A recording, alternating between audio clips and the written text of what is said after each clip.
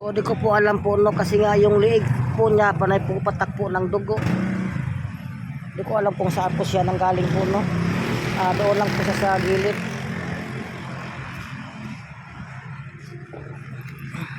Meng, ano nangyari sa iyo, Meng?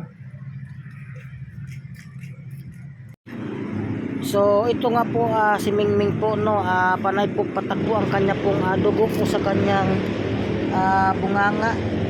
So ayan po, panay patak. So pinakain ko muna siya sa ngayon. So ito po yung kailang nakahandusay po doon sa kalsada sa may gilid po ng halamanan. Pero kumain naman po siya no. So dito lang po siya makita sa may Petron po no, sa may Citre. Petron Citre po. Kaya gusto ko sana siyang nadalhin sa bit. Kaso may utang pa ako kay Doc po no. Kaya hindi ko po siya madala po sa bit. Mingming Mingming. So parang nga patak po ang kanya pong dugo po sa liig po no. Ayan o, malalaking kailangan talaga siyang mapabit. Pero kumakain naman po siya no. Hindi ko po alam kung nasagasaan po siya ang bibig niya, pero kumakain naman po. Marami po siyang sugat sa liig. So ito po yung location po no.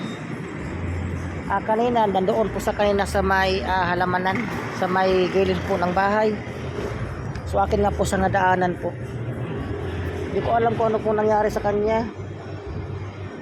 Namaga na po ang kanya pong ulo po no, at saka yung sugat niya po namaga na rin. Sa ngayon po no, akin muna siyang pinakain. Gusto ko sana siyang nadalhin sa bit kasi nga panay po tulo po ng dugo po ang kanya pong liig. Hindi ko po alam kung ano po nangyari sa kanya kasi kaya na po nakahandusay po sa kanya sa may halamanan. So mayroon po akong utang po kay Doc, yung sa pusang puti at saka kay Dogi. At saka ito talagang hindi ko po sa madadala po sa bit sa ngayon. Dahil wala po akong pira pang bit sa kanya. Kasi kahapon nga ilan lang po ang nagbigay po kay Dogi nung dinala ko po sa bit. Kaya nga nagkautang-utang po ko kay Doc. Kung mayroon pong tumulong para po madala ko siya sa bit, pambayad po sa bit kay Mingming, dalhin ko po siya. So sa ngayon po ay dito po siya nag-i-stay sa ngayon sa may Petron.